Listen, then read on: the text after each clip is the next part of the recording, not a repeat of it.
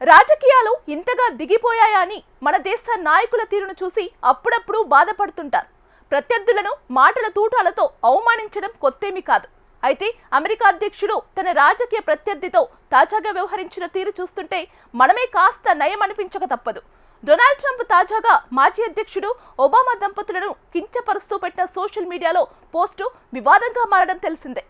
జాతి వివక్షను ప్రదర్శించే ఉన్న ఆ పోస్టు మీద తీవ్ర స్థాయిలో విమర్శలు వచ్చాయి. అయినా తన పోస్టుకు క్షమాపణ చెప్పుకోవడానికి ససేమిరా అన్నారు ట్రంప్. తరచూ వివాదాలు రెచ్చగొట్టే వ్యాఖ్యలతో వార్తల్లో నిలిచే అమెరికా అధ్యక్షుడు డొనాల్డ్ ట్రంప్ ఈసారి చేసిన పని ఏమాత్రం క్షమించదగంది కాదని తీవ్ర విమర్శలు వస్తున్నాయి. ఇప్పటికే ప్రపంచ దేశాలపై అధినేతలపై తన అహంకార చర్యలతో స్థాయిని దిగజార్చుకున్నారు. ఇప్పుడు స్వదేశంలో కూడా హుందాతనం కోల్పోయి విమర్శలు ఎదుర్కొంటున్నారు. తాజాగా అమెరికా మాజీ అధ్యక్షుడు బరాక్ ఒబామా ఆయన సతీమణి మిషెల్లీ ఒబామాలను అపహాస్యం చేస్తూ మినీ వీడియో పోస్ట్ చేశారు. బ్యాలెట్ లెక్కింపు కంపెనీ డొమినియన్ ఓటింగ్ సిస్టమ్స్ తన ఓటమికి దారితీసిందని ఆరోపించారు డొనాల్డ్ ట్రంప్. 62 సెకండ్ల నిడివి ఉన్న ఆ వీడియోలో కోతుల శరీరాలకు మాజీ అధ్యక్షుడు ఆయన సతీమణి మొహాలను అతికించారు. ట్రంప్ ను మాత్రం సింహంలా చూపారు. బ్యాక్గ్రౌండ్ లో ది లయన్ స్లీప్స్ టునైట్ అనే పాట ప్లే అవుతూ కనిపించింది. అయితే ఈ వీడియో కాస్త బెడిసి కొట్టింది. అమెరికా అధ్యక్షునికి గట్టి ఎదురు దెబ్బ తగిలింది. అమెరికా చరిత్రలో తొలి నల్ల జాతీయుడైన అధ్యక్షుడిని ఇలా కించపరచడం జాతి వివక్షను రెచ్చగొట్టడమేనని విశ్లేషకులు భావిస్తున్నారు. ఈ వీడియోపై డెమోక్రాట్ పార్టీ పౌర హక్కుల సంఘాల నేతలు తీవ్ర ఆగ్రహం వ్యక్తం చేస్తున్నాయి. ట్రంప్ మీద కాలిఫోర్నియా గవర్నర్ గెవిన్ న్యూసం తీవ్ర స్థాయిలో మండిపడ్డారు. అమెరికా అధ్యక్షుని ప్రవర్తన అత్యంత అసహ్యకరంగా ఉందని ఆగ్రహం వ్యక్తం చేశారు. ప్రతి రిపబ్లికన్ దీనిని ఖండించాలని పేర్కొన్నారు. డొనాల్డ్ ట్రంప్ చరిత్రకు మాయని మచ్చలాంటి వారని విరుచుకుపడ్డారు. అమెరికా జాతీయ మాజీ భద్రతా సలహాదారు బెన్ రోడెస్ అధ్యక్షుడు చేసిన పని రాజకీయ విమర్శ కాదని, అత్యంత హేయమైన జాత్యహంకార ప్రవర్తన అని రిపబ్లికన్ పార్టీ సీనియర్ నేత అల్ గ్రీన్ మండిపడ్డారు. This is racism.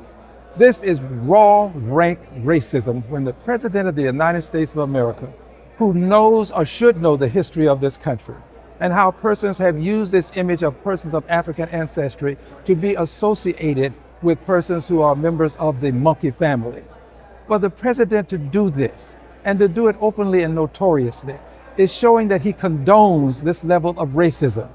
అమెరికా అధ్యక్షుని చర్యను సొంత పార్టీ రిపబ్లికన్ సెనేటర్లు మైక్ లాలర్, సుసాన్ కాలిన్స్ కూడా తప్పుపట్టారు. అయితే ఈ వీడియోలో తప్పేంటి అని white press secretary Karoline Leavitt సమర్థించుకున్నారు. కాగా విమర్శల తీవ్రం పెరగడంతో కొద్ది గంటల్లోనే వీడియోను డిలీట్ చేశారు. చివరకు ఈ విషయంలో డొనాల్డ్ ట్రంప్ స్పందించక తప్పలేదు. ఆన్లైన్లో పెట్టిన వీడియో క్లిప్లోని ఓ భాగాన్ని నేను ముందే చూసా, కానీ మొత్తం వీడియోను చూడలేదు. అందులో ఒబామా దంపతులను కోతుల్లాగా చూపించినట్లుగా కూడా తనకు తెలియదన్నారు. కానీ విషయం తెలిసిన వెంటనే వీడియోను డిలీట్ చేశానని, ఇందులో తన తప్పేమీ లేదన్నారు. ఈ క్రమంలో క్షమాపణలు చెప్పాలన్న సొంత పార్టీ నేతల డిమాండ్ను ఆయన తోసిపుచ్చారు. నేను వేలాది విషయాలు చూస్తుంటా, ఏ తప్పు చేయలేదు, ఇంకా క్షమాపణలు ఎందుకు చెప్పడం అని అన్నారు ఆయన. I didn't see the whole thing. I guess during the end of it, there was some kind of a picture that people don't like. I wouldn't like it either, but I didn't see it. I looked at the first part.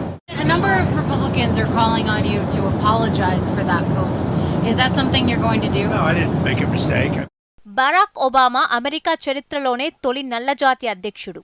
Democrat అభ్యర్థిగా ఎన్నికై 2009 నుంచి 2017 మధ్య దేశ 44వ అధ్యక్షునిగా పనిచేశారు. 2024 అధ్యక్ష ఎన్నికల్లో కమలా Harris కు మద్దతుగా ప్రచారం చేశారు. ఇదే డొనాల్డ్ ట్రంప్ కు నచ్చలేదు. కాగా బరాక్ ఒబామా అణ్వాయుధ వ్యాప్తిని నిరోధించినందుకు గాను 2009లో నోబెల్ బహుమతి వచ్చింది. కానీ ఒబామా ఏమీ చేయకుండా నోబెల్ బహుమతి ఇచ్చారని తరచూ ఆరోపిస్తుంటారు ట్రంప్. తాను 8 యుద్ధాలను నివారించి ప్రపంచ శాంతికి కృషి చేసిన నోబెల్ బహుమతికి పరిగణలోకి తీసుకోలేదని పలు సందర్భాల్లో అసహనం వ్యక్తం చేస్తుంటారు ట్రంప్. ఈ విషయంలో నోబెల్ కమిటీని కూడా తిట్టిపోశారు. అయితే ఒబామా మీద అసహనం ప్రదర్శిస్తూ గతంలో కూడా ఓ ఏఐ వీడియో పోస్ట్ చేశారు ట్రంప్. అందులో ఓవెల్ ఆఫీసులో తనతో కూర్చున్న ఒబామాను అరెస్ట్ చేసి తీసుకెళ్లి జైలులో కూర్చోబెట్టినట్లు చూపించారు. డొనాల్డ్ ట్రంప్ గతంలో కూడా తన ప్రత్యర్థులపై అసహనాన్ని ప్రదర్శిస్తూ తీవ్ర వ్యాఖ్యలు చేసిన సందర్భాలు ఉన్నాయి. డెమోక్రటిక్ పార్టీ అధ్యక్ష అభ్యర్థి కమలా హారిస్ భయంకరంగా నవ్వుతోందని ట్రంప్ వ్యాఖ్యానించారు. కమలా హారిస్ నవ్వడంపై నిషేధం ఉందని వ్యాఖ్యానించారు. దీంతో ఆమె నోరు మూసుకుని తిరుగుతుందని, ఆమె నవ్వాలని తాను కూడా అదే కోరుకుంటున్నానని వెటకారంగా పేర్కొన్నారు. టైమ్ మ్యాగజైన్ వద్ద కమలా హారిస్ ఫోటోలే లేవని ఎద్దేవా చేశారు. కమలా ఏ విషయాన్ని అయినా చెత్తగా చెబుతారని విమర్శించారు.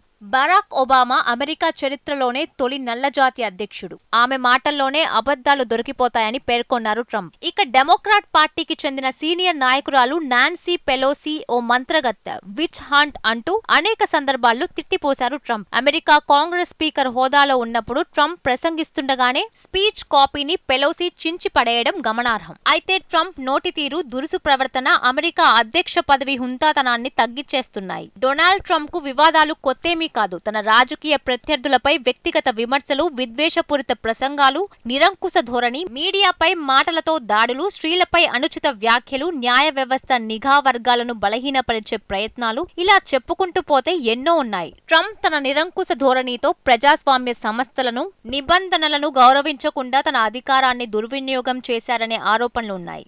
అమెరికాకు మిత్రదేశాల అధినేతలను కించపరచడం ద్వారా సత్సంబంధాలను దెబ్బతీసుకుంటున్నారు. మరోవైపు నియంతలతో సన్నిహితంగా మెదలడం ఆయన ప్రతిష్టను మసకపరుస్తోంది. 2020 ఎన్నికల్లో ఓడిపోయినా దీన్ని నిరాకరించారు ట్రంప్. ఆయన అనుచరులు క్యాపిటల్ హిల్స్ ను ముట్టడించడం హింసకు దారితీసింది. డొనాల్డ్ ట్రంప్ మీద పరువు నష్టం, వ్యాపార వివాదాలతో సహా 4,000కు పైగా కేసులు నమోదు కావడం గమనించవచ్చు.